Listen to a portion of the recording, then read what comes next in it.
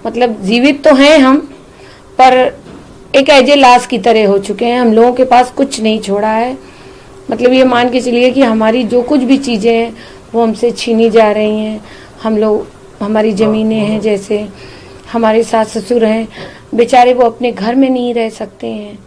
वो बेचारे एक मतलब बहुत छोटी सी जगह पे एक कुलिये में रह रहे हैं। और इतने वृद्ध हैं, सास हमारी 90 हैं और ससुर भी हमारे 90-95 साल के हैं। और आपको मैं एक और घटना बताते हैं कि आज 1 साल बीत गया, विकास का आज तक डेथ सर्टिफिकेट नहीं बना है। हमने उसके पीछे इतना दर दर भटके हैं मैम, हर थाने में, हर चौकी में, हर पुलिस वाले, हर अधिकारी से, सबके पास मैंने पूरे दिन बैठ के गुहार लगाई, पर किसी ने भी नहीं सुनी। आज 1 साल हो गया इसको और डेथ सर्टिफिकेट नहीं बना। हम लोग बहुत परेशान हैं। समझिए हम लोगों की फाइनेंशियली पूरी तरीके से हम लोग टूट चुके हैं। मतलब ये मान के चलिए, ये रियलिटी कि मैं अपने जेवर बेच के अपने बच्चों और अपनी फैमिली का खर्चा चला रही हूँ। हमारा बड़ा बेटा हम जो 3 साल का मेडिकल कर चुका है, अब हम आगे इसको नहीं पढ़ा पा रहे हैं क्योंकि हमारे पास पैसा नहीं है। यदि कास्ट डेथ सर्टिफिकेट बन जाए तो विकास का कुछ भी जो थोड़ा बहुत भी बीमा है वो हमको मिले, जिससे हम अपने बच्चे की पढ़ाई कंटिन्यू करा सकते हैं।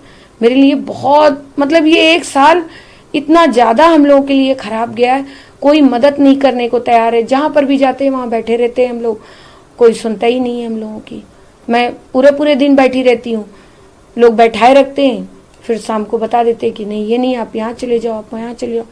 बस मेरा टाइम बस ऐसे ही बीत रहा है भाग।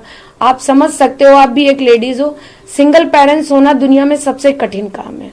उस जॉब को भी मैं बहुत अच्छे तरीके से अपॉर्चुनिटी ले रही हूँ कि मैं करूंगी, करने का है, क्योंकि मुझे अपने बच्चे पढ़ाने, मतलब बच्चे पढ़ाने के लिए मुझे इतना स्ट्रगल करना पड़ रहा है कि मैं अपने बच्चों की फीस नहीं जुटा पा रही हूँ। आज के टाइम पे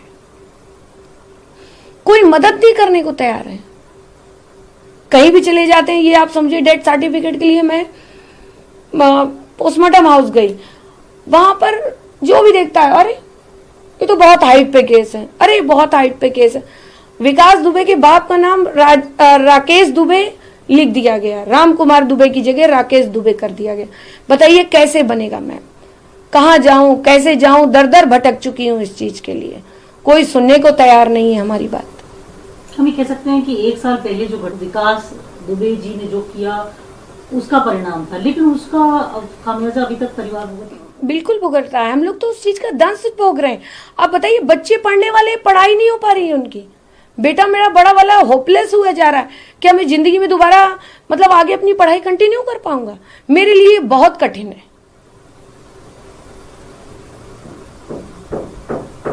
मैं समझ किस तरीके से आप आज से यहाँ तक चल रहे हैं। क्या कोई, क्योंकि बहुत सारी चीजें हैं, ये आ रहा था कि उन्होंने बहुत सारा पैसा कमाया, विकास जी के नाम पे 500 करोड़ की कहीं संपत्ति है, 1000 करोड़ की कहीं है, उनका बड़ा बेनामी पैसा लगा है, बहुत संपत्तियां हैं उनकी। आपको, परिवार को, आपको मेरे देख के और मेरा घर देख के ऐसा लग रहा है कि मैं 550 करोड़ की मालकिन हूँ? ऐसा आपको कुछ फील हुआ इस घर में आके? ऐसा कुछ नहीं, ये सब फेक न्यूज थी मैम। 550 करोड़ होता तो मुझे आज आप लोगों के सामने बैठ के अपने उत्तर प्रदेश की सरकार से गुहार लगानी पड़ती कि हमारी तरफ भी तो देखिए सर। आपको इस केस में कहीं दोषी पाया पुलिस ने? मैं दोषी, मेरा इस केस से कोई लेना देना नहीं था। वो कानपुर में रहते थे, मैं लखनऊ में रहती थी। सब कुछ क्लियर हो चुका था, पर दोषी तो नहीं मुझे पाया गया, पर उस दोष का दंड मैं भोग रही हूँ 1 साल से। वो दंड हम हमारे बच्चे झेल रहे हैं कि हम लोग को हर तरीके से तोड़ दिया गया है। मतलब एक कमरे में हम लोग बंद हैं, हम लोग अपनी किसी को कह नहीं सकते हैं, किसी को बता नहीं सकते, हम लोग की कोई विधा सुनने वाला ही नहीं है। आपने सरकार में कभी कहा मुख्यमंत्री जी? मैंने मुख्यमंत्री जी के पीआरओ से बात करी है, एक बार नहीं, मैंने कई बार कॉल कराई। एक बार तो बंदे ने उठाया, फिर उसके बाद उसने कभी मेरी कॉल नहीं उठाया। ऐसा कोई व्यक्ति नहीं है जिसको मैंने कॉल ना किया हो। छोटे से लेके बड़े तक से मैंने बात करी। आज मैं हार के ये सब आप लोग के समक्ष रख रही हूँ, क्योंकि मैं हार चुकी हूँ, क्योंकि मुझे कोई मिल ही नहीं रहा है ऐसा जो अब डेथ सर्टिफिकेट के लिए। आप बताइए मैडम, जब विकास खत्म हुए, ये डेथ सर्टिफिकेट की प्रतिक्रिया तो दाह संस्कार गृह से होती है। मुझसे दस्तखत कराए गए पर मुझको कागज नहीं दिए गए, पता नहीं किसको कागज दे दिए गए। फिर जब मैं 1 महीने बाद उनकी अस्थियां लेने पहुंची, तब इन लोगों ने मुझे गलत नाम का, विकास के फादर का नाम चेंज करके दूसरा दे दिया। उसको मैं 1 साल से बराबर दौड़ रही हूँ और उसका कुछ नहीं हुआ। आपको लग रहा है कि क्या ये सब आपको जानबूझ करके परेशान किया जा रहा है, आपको लग रहा है, या अननोइंगली हो रहा है आपके हिसाब से? क्योंकि परेशान तो आप परिवार और आप हो रहे हैं। नहीं मैडम, मैं इस चीज के लिए डिनाई भी नहीं करूंगी कि मुझे जानबूझ के कर रहे हैं या मेरे को गलती से हो रहा है, क्या हो रहा है इस विषय में नहीं, मगर मैं परेशान हूँ।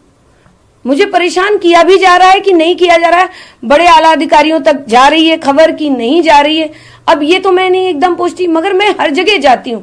ऐसा कोई भी अधिकारी बता दे कि जिसको मैंने कॉल ना किया हो, जिससे मैंने अपनी प्रॉब्लम समक्ष ना रखी हो। हमारे सास ससुर इतने परेशान है घर में, ये समझिए वो छोटी सी जगह पे रह रहे हैं, उनको उनका घर नहीं खोला जा रहा है। उन लोगों की ये इच्छा है कि मेरी आखिरी सांस, अब आखिरी टाइम है उनका, कब वो खत्म हो जाए। आप क्या चाहती हैं इस समय सरकार से? मैं सरकार, अपने माननीय मुख्यमंत्री जी से ये गुहार लगाना चाहती हूँ कि आप उत्तर प्रदेश के मुख्यमंत्री हैं, आप सबके मुख्यमंत्री, मेरा मुख्यमंत्री कौन है जो मेरी तकलीफों को सुन सके, जो मेरी बात को समझे और मेरी तकलीफों को खत्म करे। बच्चे पढ़ना चाहते हैं, एक मेरी समस्या को आप समझिए। एक औरत होके एक सिंगल पेरेंट्स बहुत कठिन होता है, सबके लिए सबको, ये मेरे लिए कौन है, मेरा मुख्यमंत्री कौन है मैडम? मैं तो 1 साल से यही परेशान हूं। मैंने सबसे बात करी, सबसे गुहार लगाई, सबको, मतलब कोई भी ऐसा व्यक्ति नहीं जिसको मैंने कॉल ना करी हो कि मिलने के लिए मैंने कहा ना हो, पर किसी ने भी मेरी सुनी नहीं। तो आपको लग रहा है कि विकास किया उसका तो वो एक बार में नहीं, आप विकास की सजा दे दी आपने, पर फैमिली को भी तो तुरंत गोली मार देनी चाहिए थी। फैमिली को किसके भरोसे छोड़ दिया आपने? फैमिली तो बदमाश नहीं थी, फैमिली कोई अपराधी नहीं थी, कोई मेरा अपराधी रिकॉर्ड नहीं है। आप यदि था तो आपने मेरा और मेरे बच्चों का इनकाउंटर क्यों नहीं किया? मुझको क्यों छोड़ दिया? ये तकलीफ सहने के लिए छोड़ दिया। हम लोग तिल तिल करके मर रहे हैं। या तो फिर आप, मैं तो खुद कहती हूँ सरकार से, हमको इच्छा मृत्यु का आदेश दिया जाए, हम तीनों मर, क्योंकि मैं बुजदिली की मौत नहीं मरना चाहती हूँ। नहीं आदमी कहेगा विकास करके चले गए और बच्चे और बीवी ने आत्महत्या कर ली। हम इस लाइफ को, अपनी लाइफ को स्ट्रगल करके जीना चाहते हैं, मगर जो मेरा है वो मुझे मिले तो। मेरे सास ससुर, मेरा परिवार पूरा बिखरा हुआ पड़ा हुआ है। मैं सबको समेटना चाहती हूँ, कब कैसे समेटूं मैडम? पैसा नहीं है हम लोगों के पास, हम अपने जेवर बेच के खर्चा चला रहे हैं 1 साल से। मैं अपने बच्चों को नहीं पढ़ा पा रही हूँ। स्कूल वालों से बात करके छोटे बच्चे की फीस नहीं जमा करी मैंने अभी तक। परेशान है हम लोग, किसके आगे रोएं? मुख्यमंत्री, सबके मुख्यमंत्री होते हैं, पर क्या मेरे लिए नहीं है कोई? मेरे लिए कोई है ही नहीं। किसके आगे मैं अपनी गुहार लगाऊं? कोई सुनने वाला ही नहीं। क्या अपने से मान लिया कि अपराधी की फैमिली अपराधी होती है?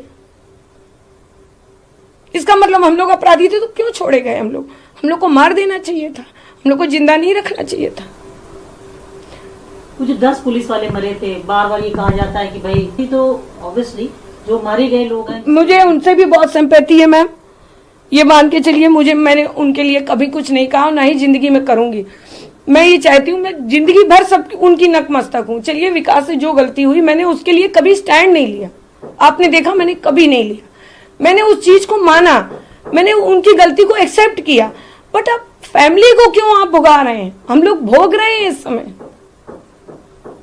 एक औरत के लिए उसका बच्चा जो मेडिकल क्लियर कर चुका हो, 3 साल से वो पढ़ नहीं पा रहा हो, उसके लिए बहुत बड़ा कष्ट है। हम लोग हर पल मरते हैं, जी नहीं रहे, हम लोग लाश हो चुके हैं, कोई नहीं है। आज मैं आप लोग के समक्ष आई हूं, ब्राह्मण समाज ने मुझे बहुत मदद करी, मुझे खड़ा किया उन्होंने, नहीं तो मैं कब खत्म हो जाती। हर पल पे उन लोगों ने मेरा ध्यान दिया।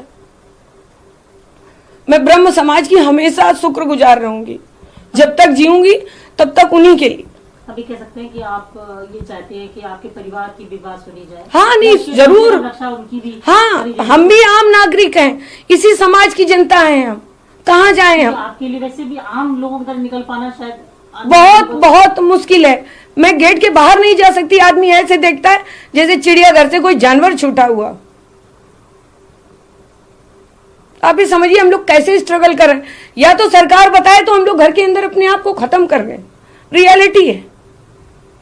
अब नहीं झेल पा रहे मैडम। इंसान हर दुख झेल सकता है। आज मेरे बच्चे नहीं पढ़ पा रहे, मेरे लिए बहुत बड़ी कष्ट की बात है। जो मैंने